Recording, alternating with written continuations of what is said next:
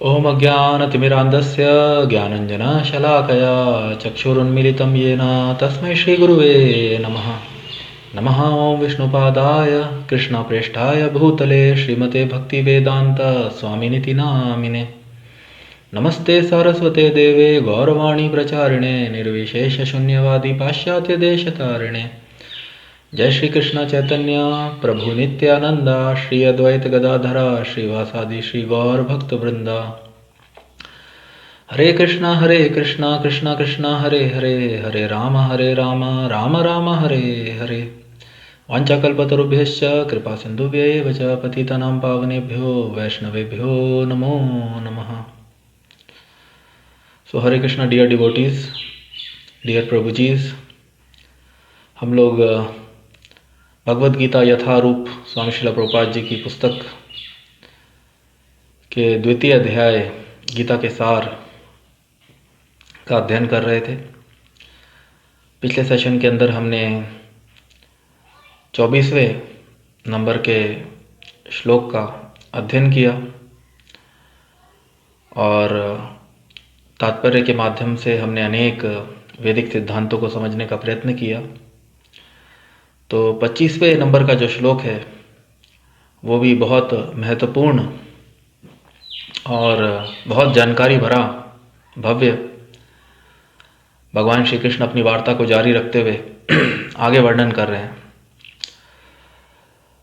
अव्यक्तोऽयम् अचिन्तयोऽयम् अव्यक्तयोऽयम् अचिन्तयोऽयम् अविकारोऽयमुच्यते तस्मादेवं विदित्वैनं नानुशोचितुमर्हसि। बहुत ही सुंदर।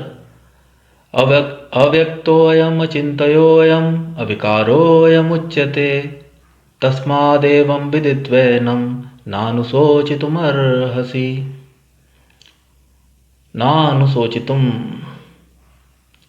नानुशोचितुम अर्हसि।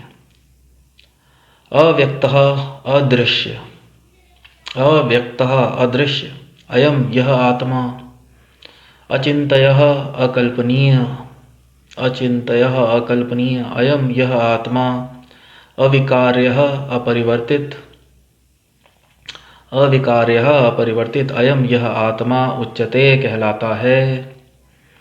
तस्मात् अतः एवं इस प्रकार विदित्वा अच्छी तरह जानकर, विदित्वा अच्छी तरह जानकर, एनम इस आत्मा के विषय में, तस्मादेवं विदित्वैनम इस आत्मा के विषय में न नहीं अनुशोचितुम शोक करने के लिए, अर्हसि शोक करने के लिए, अर्हसि योग्य हो। तो बहुत ही भव्य श्लोक। यह आत्मा अव्यक्त, अकल्पनीय तथा अपरिवर्तनीय कहा जाता है। अव्यक्तोऽयम् अचिन्तयोऽयम् अविकारोऽयम् उच्यते कहा जाता है। यह आत्मा अव्यक्त, अकल्पनीय तथा अपरिवर्तनीय कहा जाता है। यह जानकर तुम्हें शरीर के लिए शोक नहीं करना चाहिए। तो यह जानकर तुम्हें शरीर के लिए शोक नहीं करना चाहिए। तस्मादेवं विदित्वैनम, विदित्वा अच्छी तरह जानकर, एनम इस आत्मा के विषय में। तो भगवान श्री कृष्ण जी आत्मा के बारे में इतना वर्णन करने के बाद अपने मित्र अर्जुन जी को यह कह रहे हैं कि आत्मा के बारे में इतना जानने के बाद तुम्हें शरीर के लिए शोक करने की कोई आवश्यकता नहीं है। यह जानकर तुम्हें शरीर के लिए शोक नहीं करना चाहिए। अर्हसि योग्य हो शोक करने के लिए। अनुशोचितुम अव्यक्तोऽयम् अचिन्तयोऽयम् अविकारोऽयम् उच्यते तस्मादेवं विदित्वैनं नानुशोचितुम अर्हसि। यह आत्मा अव्यक्त, अकल्पनीय तथा अपरिवर्तनीय कहा जाता है। यह जानकर तुम्हें शरीर के लिए शोक नहीं करना चाहिए। तो तात्पर्य के अंदर स्वामी श्रील प्रभुपाद जी वर्णन कर रहे हैं।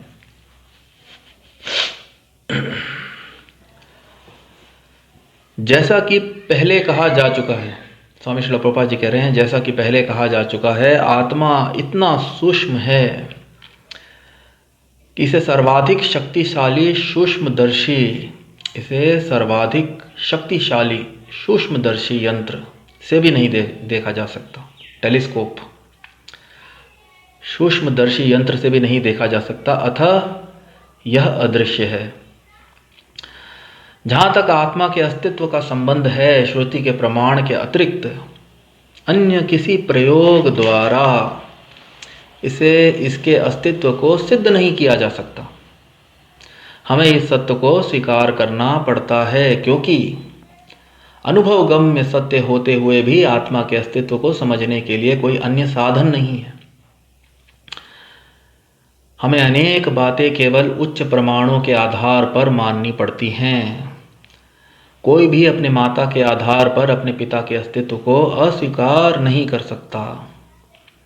पिता के स्वरूप को जानने का साधन या एकमात्र प्रमाण माता है। इसी प्रकार वेदाध्ययन के अतिरिक्त आत्मा को समझने का अन्य उपाय नहीं है। दूसरे शब्दों में, आत्मा मानवीय व्यवहारिक ज्ञान द्वारा अकल्पनीय है। आत्मा चेतना है और चेतन है। वेदों के इस कथन को हमें स्वीकार करना होगा। आत्मा में शरीर जैसे परिवर्तन नहीं होते। मूलतः अविकारी रहते हुए आत्मा अनंत परमात्मा की तुलना में अणुरूप है। परमात्मा अनंत है और अणु आत्मा अति सूक्ष्म है। अतः अति सूक्ष्म आत्मा अविकारी होने के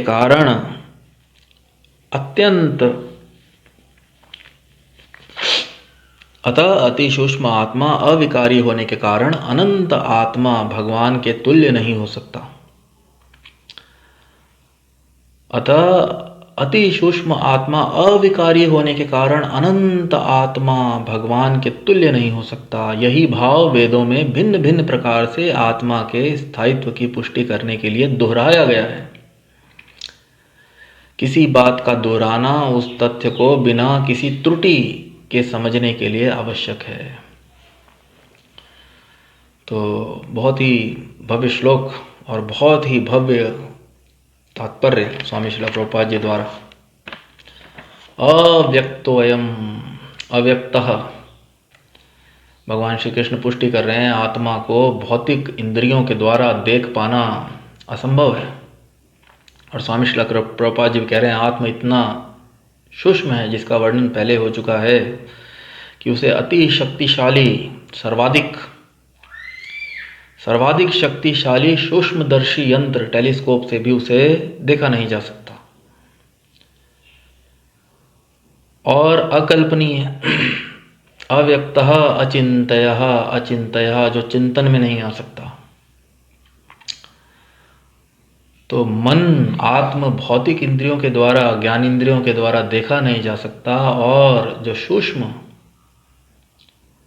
मनुष्य की जो सूक्ष्म इंद्रियां, जिनका वर्णन मन, बुद्धि, अहंकार, उसके द्वारा भी इसलिए जो शब्द का प्रयोग हो रहा है अचिंतयः, अव्यक्तोऽयम् अचिंतयो, इसको चिंतन में भी नहीं, वास्तविकता में चिंतन के माध्यम से भी आत्मा को समझा नहीं जा सकता। तो अव्यक्तः, उसको देखा नहीं जा सकता। अचिंतया, उसको आत्म को वास्तविकता में जीव के वास्तविक स्वरूप को भौतिक इंद्रियों से देखा नहीं जा सकता। भौतिक मन, भौतिक विवेक, भौतिक अहंकार या मानवीय व्यवहारिक, तात्पर्य के अंदर स्वामी श्रील प्रभुपाद जी लिख रहे हैं मानवीय व्यवहारिक ज्ञान, प्रैक्टिकल नॉलेज, हमारे ह्यूमन प्रैक्टिकल नॉलेज के द्वारा भी वास्तविकता के अंदर आत्म को समझ पाना असंभव है। हालांकि तात्पर्य के अंदर स्वामी श्रील प्रभुपाद जी लिख रहे हैं अनुभव के माध्यम से, अनुभवगम सत्य, आत्म जो है वह अनुभवगम्य सत्य है। उसका अनुभव के माध्यम से उसको समझा जा सकता है, परंतु फिर भी किसी भी प्रकार उसको किसी प्रयोग द्वारा उसको सिद्ध करना असंभव है। इसके अस्तित्व को सिद्ध नहीं किया जा सकता किसी भी प्रयोग द्वारा। तो ज्ञान प्राप्त करने के वास्तविकता के अंदर, जैसा कि शास्त्र वर्णित करते हैं और हम सब भी जानते हैं, ज्ञान प्राप्त करने के या तो ज्ञान इंद्रियों के द्वारा प्रत्यक्ष, यदि हम अपने ज्ञान इंद्रियों के द्वारा किसी सत्य को देख सकते हैं प्रत्यक्ष रूप में, तो उसे प्रत्यक्ष प्रमाण, ज्ञान प्राप्त करने के उस साधन को प्रत्यक्ष प्रमाण नाम से संबोधित किया जाता है शास्त्रों में। और यदि हमारी इंद्रियां प्रत्यक्ष रूप से किसी चीज़ को देख पाने में असमर्थ होती हैं, तो उसे अनुमान प्रमाण, अनेक वैज्ञानिक या अन्य व्यावहारिक प्रयोगों के माध्यम से अनुमान प्रमाण, अनुमान लगाकर उस ज्ञान को प्राप्त करने का प्रयत्न किया जाता है, तो उसे अनुमान प्रमाण, एक्सपेरिमेंटल नॉलेज।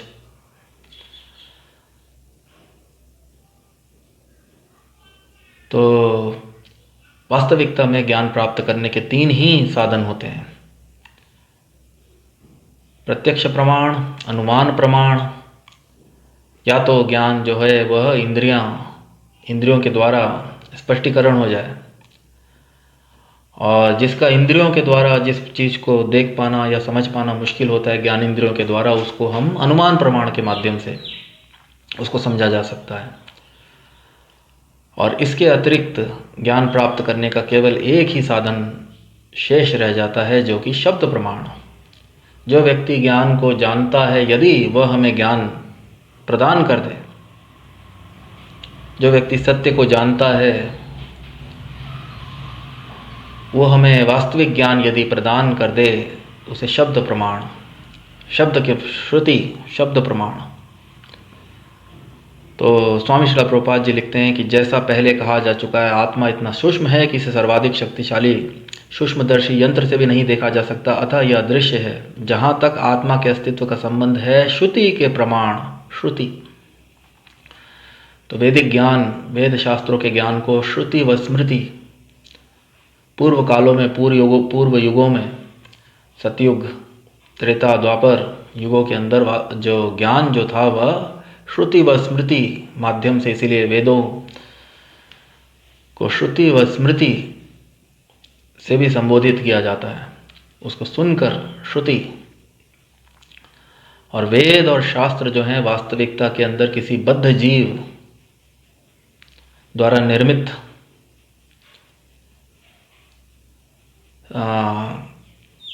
ज्ञान नहीं है। वास्तविकता के अंदर वे परमेश्वर, परम भगवान परमेश्वर से उद्गम है।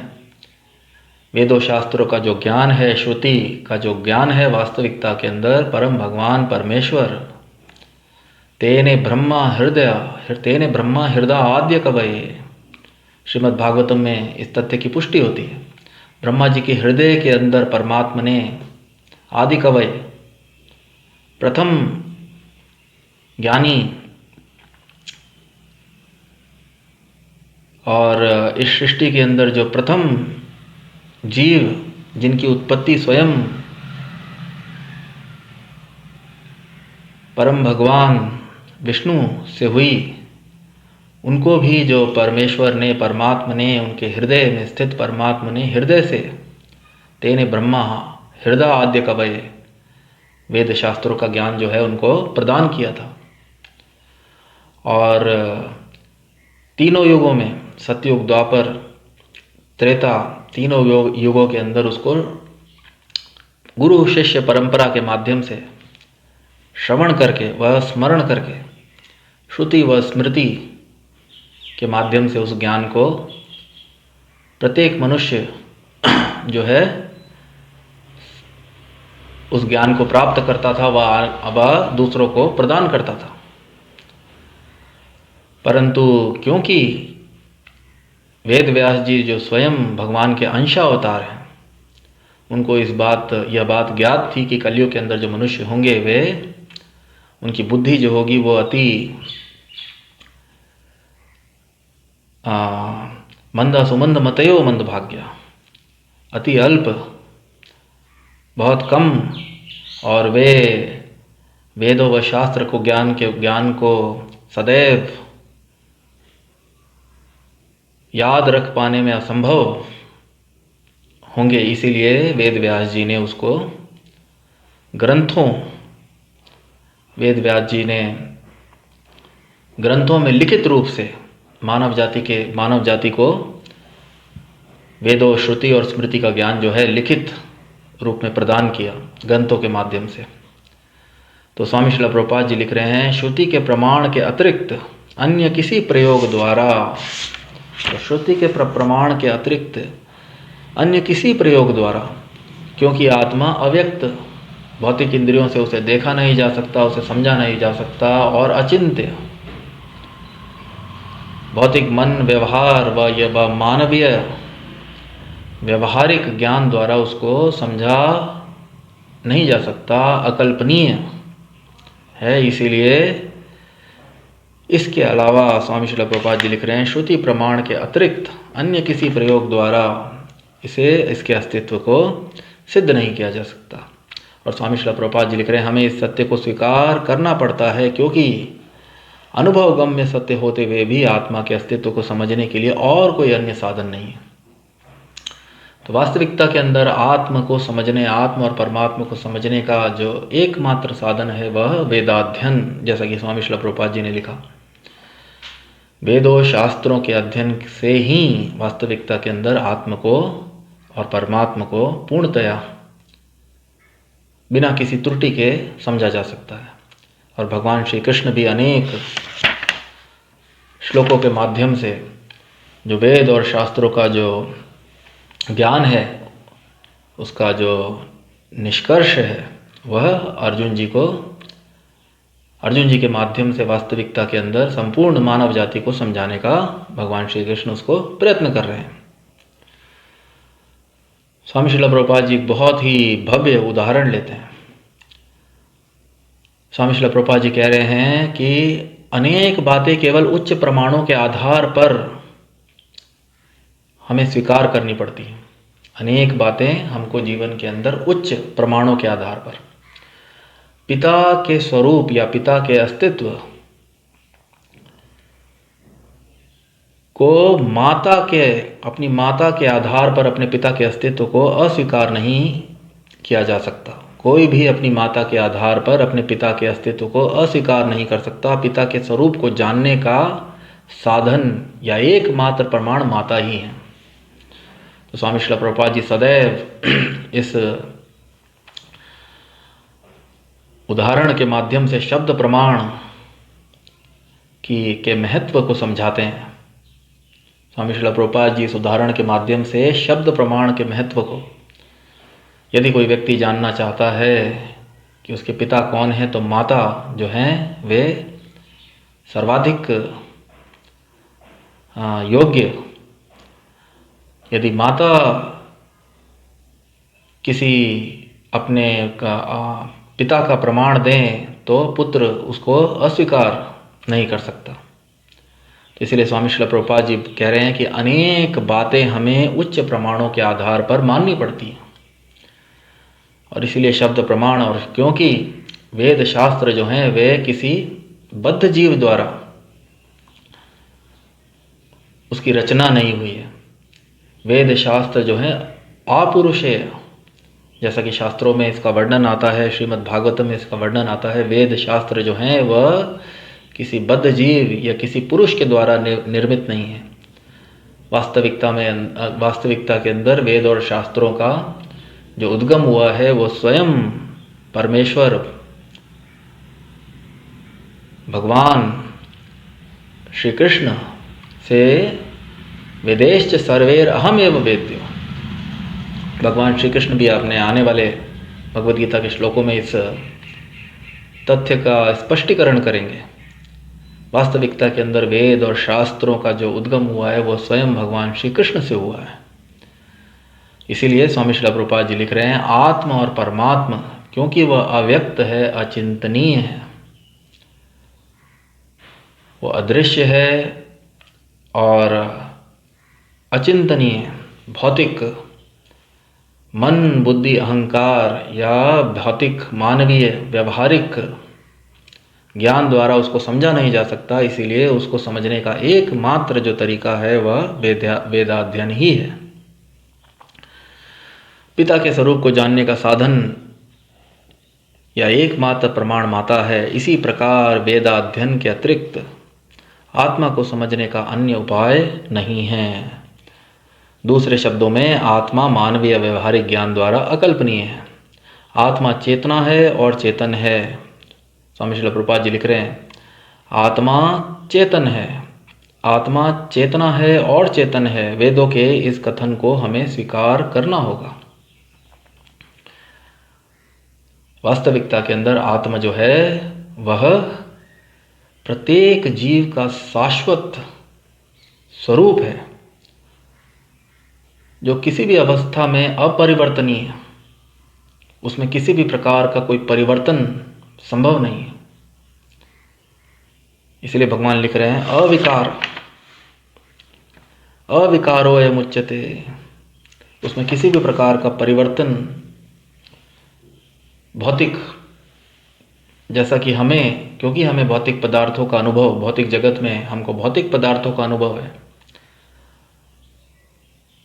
और उसके प्रभाव से हम कभी कभी अपने भौतिक मन और विवेक के द्वारा ऐसे चिंतन में या ऐसे प्रश्न हमारे मन में जाग सकते हैं कि आत्मा में भी भौतिक शरीर की तरह विकार होते होंगे, परंतु वास्तविकता के अंदर जो भगवान श्री कृष्ण हैं वे इस बात की पुष्टि कर रहे हैं।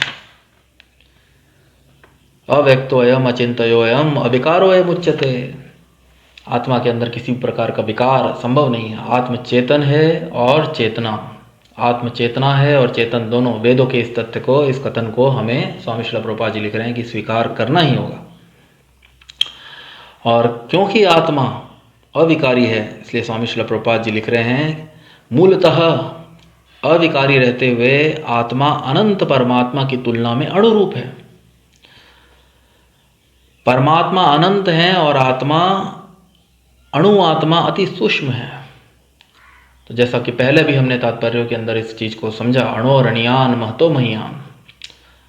परमात्मा जो है वह अनंत है और प्रत्येक व्यष्टि जो जीव है, प्रत्येक व्यष्टि जीव वह अणु परमेश्वर का, परमात्मा का अनंत, परमेश्वर का अनंत परमात्मा का अणुअंश है और उसमें किसी भी प्रकार का विकार संभव नहीं है। अतः अति सूक्ष्म आत्मा अविकारी होने के कारण अनंत आत्मा भगवान के तुल्य नहीं हो सकता। तो बहुत ही भव्य सिद्धांत वास्तविकता के अंदर स्वामी श्रील प्रभुपाद जी के प्रत्येक वाक्य, स्वामी श्रील प्रभुपाद जी का प्रत्येक वाक्य वास्तविकता के अंदर जो है एक आध्यात्मिक सिद्धांत। स्वामी श्रील प्रभुपाद जी लिख रहे हैं अतः अति सूक्ष्म आत्मा अविकारी होने के कारण अनंत आत्मा भगवान के तुल्य नहीं हो सकता। तो बहुत लोगों का ऐसा मानना है कि अनेक साधनों के द्वारा जप तपस्या सिद्धियां शक्तियां प्राप्त करने के बाद मनुष्य जो होता है वह भगवान बन सकता है। तो यह जो है धारणा पूर्णतया गलत है। यह धारणा पूर्णतया कि मनुष्य साधन के माध्यम से, जप के माध्यम से, तप के माध्यम से शक्तियां हासिल करके सिद्धियां हासिल करके वह परमेश्वर के तुल्य हो सकता है या परमात्मा के तुल्य हो सकता है, यह धारणा पूर्णतया गलत है। क्योंकि भगवान श्री कृष्ण इस बात की पुष्टि कर रहे हैं, आत्मा के अंदर किसी भी प्रकार का विकार संभव नहीं है। आत्मा में किसी भी प्रकार का विकार, आत्म कभी भी, क्योंकि आत्म जो है वो सदैव अणु और परमात्मा जो है वह अनंत है। परमात्मा अनंत है और आत्मा जो है वह अणु, अनंत परमात्मा का, अनंत परमेश्वर का अणु अंश है। और किसी भी प्रकार सूक्ष्म आत्मा अविकारी होने के कारण अनंत आत्मा भगवान के तुल्य नहीं हो सकता। यही भाव वेदों में भिन्न भिन्न प्रकार से आत्मा के स्थायित्व की पुष्टि करने के लिए दोहराया गया है। इस बात को आत्मा के स्थायित्व की पुष्टि करने के लिए बार बार वेदों में इस बात को, इसी भाव को वेदों में भिन्न भिन्न प्रकार से, अनेक अनेक प्रकार से इसको बार बार दोहराया गया है, ताकि मनुष्य बद्ध आत्मा होने के कारण प्रमाद, ब्रह्म, विप्रलिप्सा, कर्ण अपटवा जैसे 4 कमियां या अवगुणों की वजह से ज्ञान को समझने में त्रुटि ना कर दे। क्योंकि प्रत्येक बद्ध जीव जो होता है, जैसा कि शास्त्रों में वर्णित है, उसके अंदर 4 कमियां,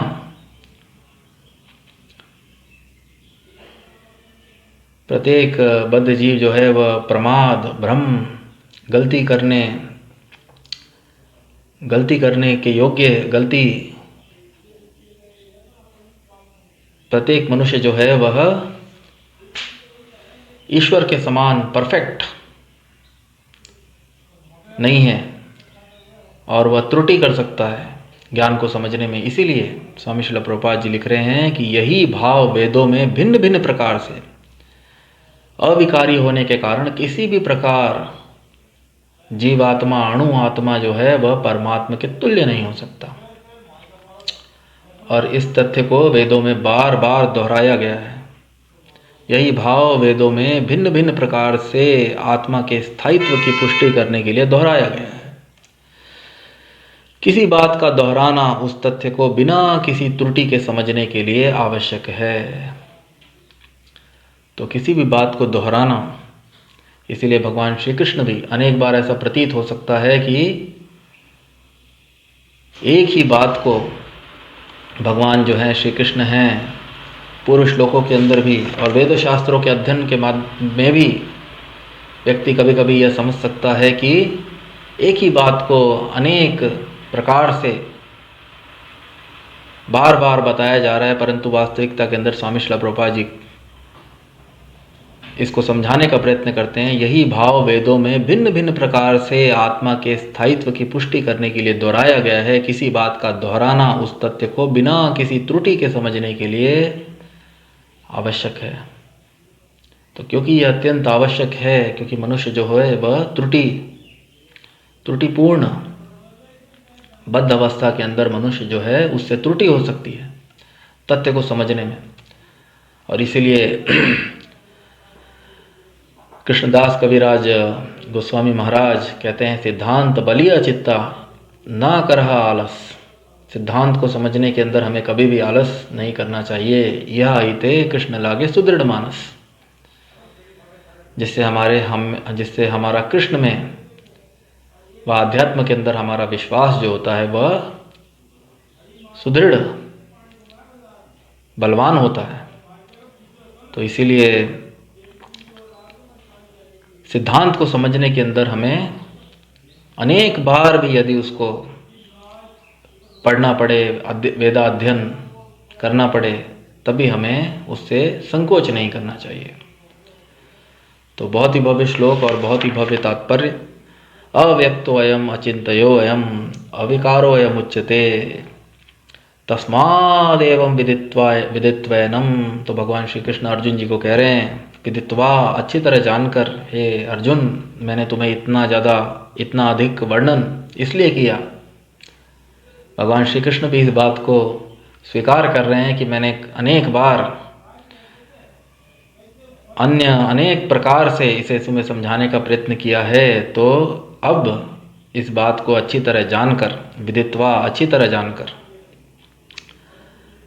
विदित्वा एनम इस आत्मा के विषय में, ना अनुशोचितुम शोक करने के लिए अर्हसी योग्य हो। अब तुम शोक करने के लिए शरीर के लिए, यह जानकर तुम्हें शरीर के लिए शोक नहीं करना चाहिए। तो शरीर के लिए, शरीर की मृत्यु के लिए यह जानने के बाद या पूरी तरीके से समझने के बाद कि किसी प्रकार भी आत्म को मार पाना या उसमें किसी प्रकार का विकार ला पाना वास्तविकता के अंदर, क्योंकि वह जीव का आध्यात्मिक स्वरूप है, संभव ही नहीं है। तो इसीलिए अब तुम्हें शोक करने की कोई आवश्यकता नहीं है। तो बहुत ही भव्य श्लोक, अव्यक्तोऽयम् अचिन्तयोऽयम् अविकारोऽयम् उच्यते तस्मादेवं विदित्वैनं नानुशोचितुमर्हसि। यह आत्मा अव्यक्त, अकल्पनीय तथा अपरिवर्तनीय कहा जाता है।